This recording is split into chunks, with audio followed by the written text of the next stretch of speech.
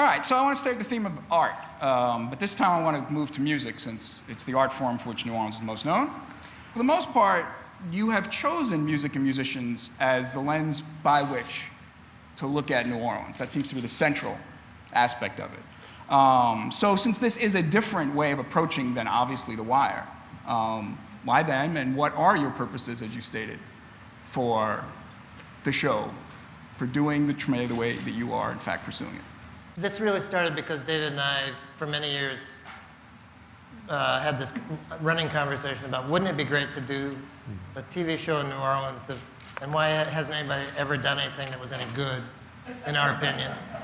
So David one day said, musicians, let's do a show about the culture. And we thought, well, no one would ever do that show, but somehow we talked HBO into it.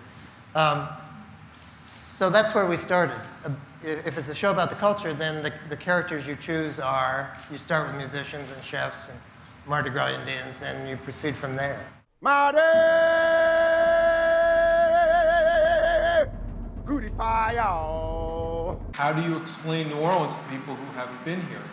It's a very hard pitch meeting in Los Angeles where they really want to hear the first 2-3 sentences. And so that was our struggle. And frankly, you know, to be blunt, the storm gave New Orleans an immediate gravitas in the minds of people at HBO and elsewhere.